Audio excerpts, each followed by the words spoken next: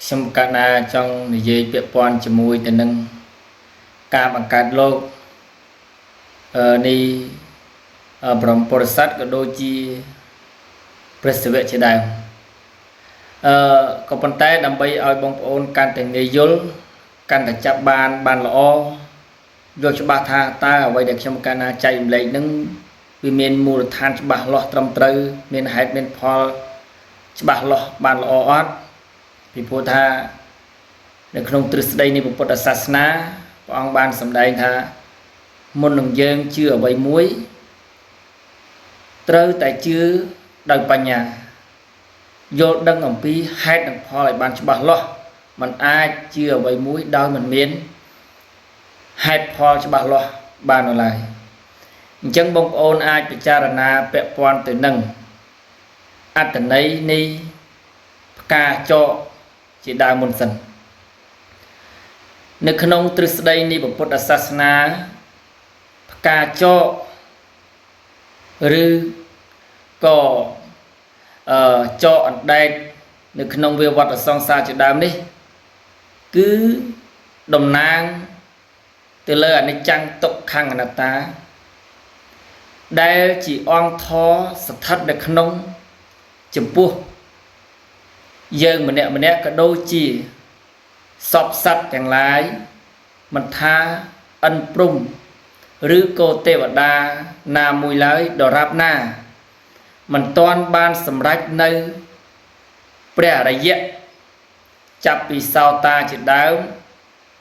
មានន័យថាបុគ្គលទាំងឡាយនោះគឺជាបុគ្គលមិនទាន់អាចចាក់ធ្លុះនៅអនិច្ចំទុក្ខអនត្តា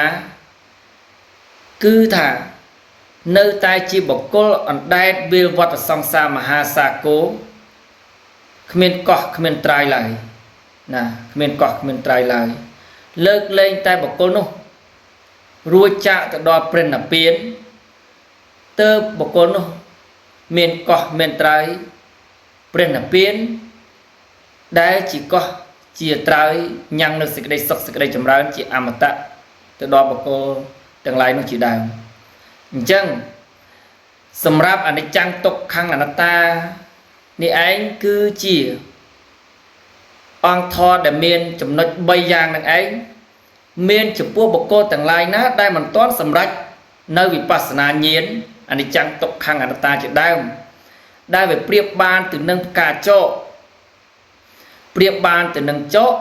អណ្ដែតនៅក្នុងវាលវត្តសង្សារមហាសាគរគ្មានកោះគ្មានត្រើយណាមួយឲ្យជាអមតៈឡើយ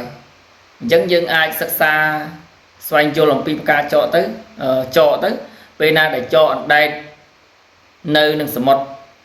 មានន័យថាវានៅតែវិលនៅក្នុងសមុទ្រនឹងឯងគ្មានកោះគ្មានត្រើយទេណាគ្មានកោះគ្មានត្រើយទេនេះឯងគឺចកដែលជាការប្រៀបធៀបអនិច្ចំទុក្ខអនត្តាចំពោះយើងម្នាក់នេះដែលមានធម៌3យ៉ាងនៅក្នុងខ្លួនហ្នឹងអញ្ចឹងប្រៀបធៀបឲ្យវាទៅជាដំណើរមួយដែលមិនមានកោះមានត្រើយណាមិនមានកោះមានត្រើយអញ្ចឹងតើតើបងប្អូនយល់ដឹងចំណុចសំខាន់មានអត្ថន័យនៃផ្កាចកជាដើមសិនទើបពេលណាដែលខ្ញុំបកណាចែករំលែកពាក់ព័ន្ធជាមួយនឹងការបង្កើតលោកដែលមានការពាក់ព័ន្ធជាមួយនឹងព្រះវិស្ណុព្រះព្រហ្មព្រះសិវៈដែលខ្ញុំបកណាបានបង្ហាញទៀតថាព្រះវិស្ណុព្រះព្រហ្មព្រះសិវៈជាដើមនេះគឺជាបរមពុរិស័ទដែលកំពុងតែសន្សំនៅបារមីឲ្យបានត្រាស់ជាពុទ្ធនៅក្នុងអនាគតជាតិណាមួយទាំងកន្លងមកបងប្អូនមួយចំនួនតែងតែបានឮបានសិក្សាបានយល់ទៅតាមការបកស្រាយអំពីទ្រឹស្ដីមួយចំនួនផ្សេងថាព្រះវិស្ណុព្រះព្រហ្មព្រះសិវៈនេះគឺជាសាសនាដទៃមិនបានពាក់ព័ន្ធជាមួយនឹងពុទ្ធសាសនាឡើយក៏ប៉ុន្តែនៅក្នុងវីដេអូនេះជាដើមខ្ញុំបកករណាបែរជាចេញមកប្រាប់ទៅដល់បងប្អូនថាព្រះវិស្ណុព្រះព្រហ្មព្រះសិវៈនេះគឺជាបរមពុរិស័ទហើយអ្វីដែលខ្ញុំបកករណាអះអាងនេះ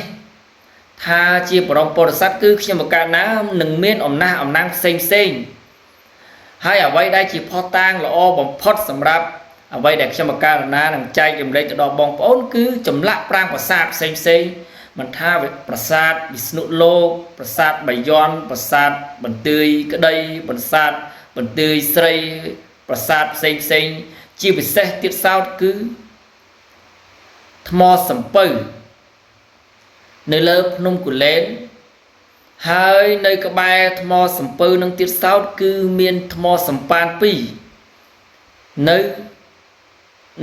នៅក្បែរថ្មសំពៅនឹងដែលវាស្ថិតនៅលើភ្នំគូលែនហ្នឹងឯងនៅលើភ្នំគូលែនហើយថ្មសំពៅនឹងទៀតសោតគឺតំណាងផ្កាចកតែមួយដដែលឃើញទេអ្វីដែលខ្ញុំបកកាណានិយាយទៅនឹងមានភាពណៃណងច្បាស់លាស់ហើយមានហេតុមានផលស៊ីចង្វាក់គ្នាទៅវិញទៅមកនេះឯងគឺជាចំណុចដែលមានការពាក់ព័ន្ធដំណើរនេះជំនឿខ្មែរអញ្ចឹងអ្វីដែលខ្ញុំបកកាណាចេញមកនិយាយនៅក្នុងឱកាសវេលានេះជាដើមគឺខ្ញុំបកការណាចង់ឲ្យបងប្អូនស្វែងយល់ជាមួយខ្ញុំបកការណាទាំងអស់គ្នាពាក់ព័ន្ធនឹងជំនឿខ្មែរពាក់ព័ន្ធនឹងប្រពៃណីទំនៀមទម្លាប់ខ្មែរថាអ្វីជាខ្មែរអពិតប្រាកដកុំឲ្យយើងចេះតែជឿតាមបរទេសប្រេះផ្ដាស់នឹងឯក្រែងវាអន្តរាយយើងគួរតែជឿអ្វីដែលជាខ្លួនយើងអ្វីដែលជារបស់យើងឈាមជ័រយើងសញ្ជាតិយើងដំណើររបស់យើងនោះទើបយើងស្គាល់ខ្លួនឯងច្បាស់ពេលណាដែលយើងស្គាល់ខ្លួនឯងច្បាស់ភាពរីកចម្រើននឹងកើតឡើងជាលំដាប់តាមក្រោយពេលដែលយើងស្គាល់ខ្លួនឯងច្បាស់ចឹងទេសូមបងប្អូនទាំងអស់គ្នាសិក្សាឲ្យបានស្វែងយល់ច្បាស់ពិតប្រាកដហើយជឿអ្វីក៏ដោយនឹងឯងត្រូវទៅតាមដំណើររបស់ព្រះពុទ្ធគឺថាជឿប្រកបដោយបញ្ញាណាប្រកបដោយបញ្ញាមានហេតុមានផលច្បាស់លាស់ហើយហេតុផលច្បាស់លាស់ដែលខ្ញុំបង្កើតណាចែករំលែកនៅក្នុងឱកាសវេលានេះជាដើមគឺខ្ញុំបង្កើតណាផ្អែកពឹងទៅលើសាលាដាប់ឆ្លាក់ណាដាប់ឆ្លាក់ប្រាង្គប្រាសាទក៏ដូចជាចម្លាក់ប្រាង្គប្រាសាទមិនថាផ្កាចកផ្កាច័ន្ទផ្កាឈូកមិនថាប្រាសាទស្ដេចកំឡុងអីជាដើមសុទ្ធតែពាក់ព័ន្ធទាំងអស់ក្នុងការសំខាន់ពាក់ព័ន្ធនឹងរឿងការបង្កើតលោកដែលវាមានការផ្សារភ្ជាប់នៃបរមពោធិសត្វព្រះសិវៈព្រះវិស្ណុព្រះព្រហ្មជាដើមហើយលះលួយ៉ាងណាសូមបងប្អូនអធិស្ឋាននឹងឲ្យអរគុណច្រើនបាទហើយបងប្អូនខ្ញុំកាលណាចង់និយាយពាក់ព័ន្ធជាមួយ